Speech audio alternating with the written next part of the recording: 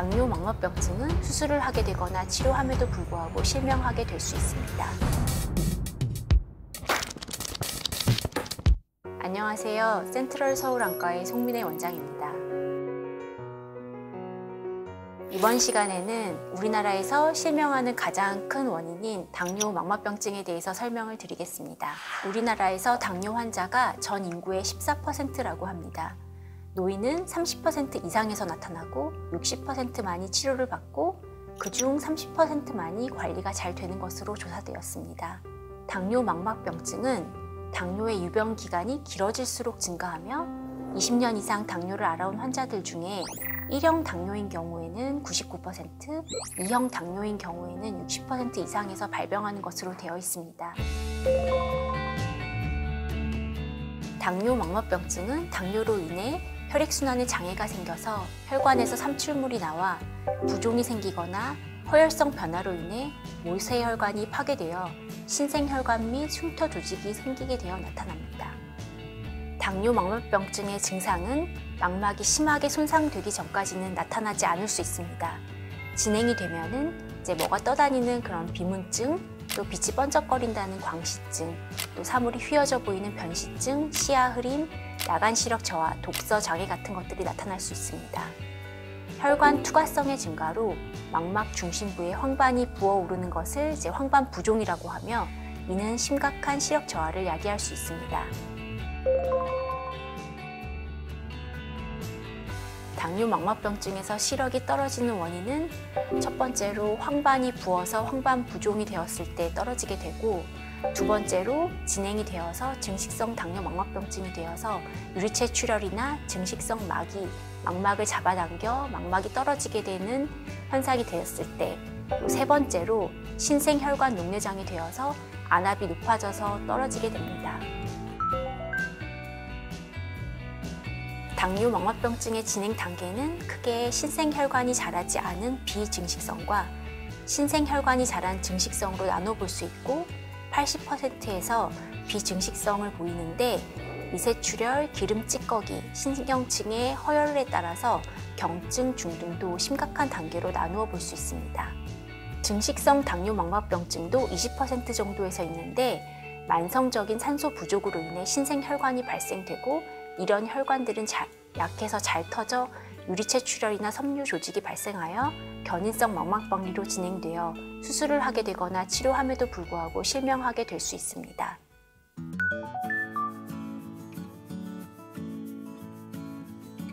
우선 안저 검사로 망막 출혈반이나 삼출물의 정도와 신생혈관 유무를 확인을 해볼 수 있고, 형광 안저 촬영은 당뇨 망막병증의 직접적인 원인이 되는 혈관에서의 누출과 혈관 폐쇄를 확인할 수 있습니다.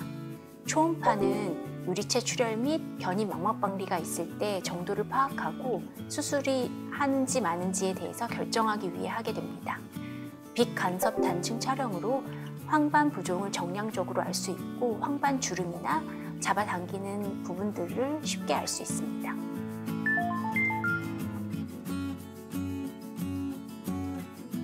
우선 내과적으로 철저한 혈당 조절, 고혈압, 고지혈증 조절이 중요하고 금연하고 금주하도록 해야겠습니다. 안과적 치료에는 레이저, 유리체내 항체 주사, 스테로이드 주입술 수술이 있는데, 우선 범망막 레이저 광응고술은 산소가 부족하게 되어 증식성 망막병증으로 진행되는 것을 막기 위해, 또 증식성에서 신생혈관을 퇴행시키기 위해 시신경과 황반부를 제외한 주변부 망막을 레이저로 지져서 희생시키는 치료입니다.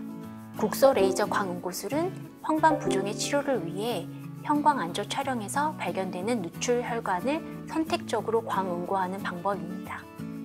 당뇨 황반 부종을 치료하기 위해 안구 내에 약물 주입술을 시행하며 아바스틴, 루센티스, 알리아 같은 항체 주사와 마카이드, 오저덱스 같은 스테로이드 주사들이 있습니다.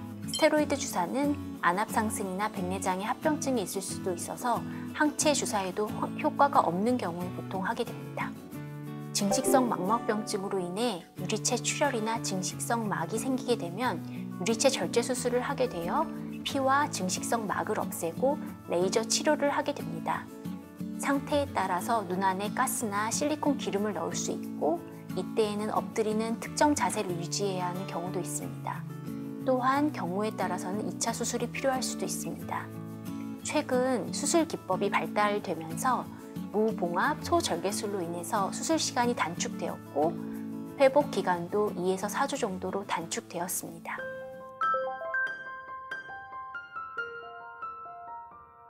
정리를 해보면 비증식성 당뇨망막병증인 경우 경증 중등도 심각 단계에 따라서 경과 관찰을 6개월, 4에서 6개월, 2에서 3개월 간격으로 하며 심각한 비증식성 당뇨망막병증 이상이 되면 범망막 광응고술을 시행하고 당뇨 황반 부종이 있게 되면 국소 레이저나 항체 주사 치료를 하고 증식성 당뇨망막병증이 되어 유리체 출혈 견인 망막박리가 생기면 유리체 절제 수술을 해야 합니다. 황반 부종이 없는 경우에는 매우 진행된 당뇨망막병증임에도 불구하고 시력이 잘 나오는 경우가 많고 이때 레이저 치료를 하지 않으면 신생혈관이 터지면서 유리체 출혈이 되어 유리체 절제술까지 해야 할 수 있습니다. 레이저 치료가 시야 감소나 시력 저하 등 부작용이 있을 수 있으나 신생혈관을 퇴행시키는 데 도움이 되기 때문입니다.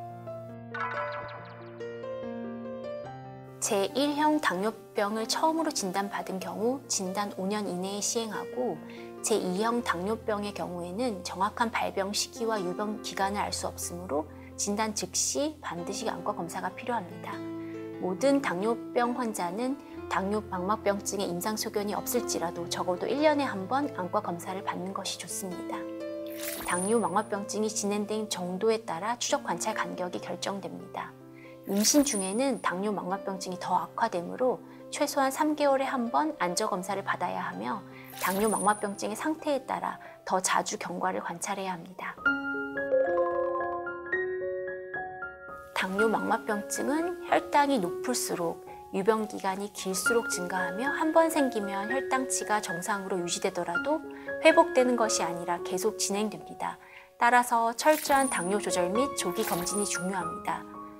고혈압, 고지혈증 등 기저질환 및 흡연 등이 당뇨망막병증을 악화시킬 수 있습니다. 따라서 고혈압, 고지혈증 관리 및 금연이 중요합니다.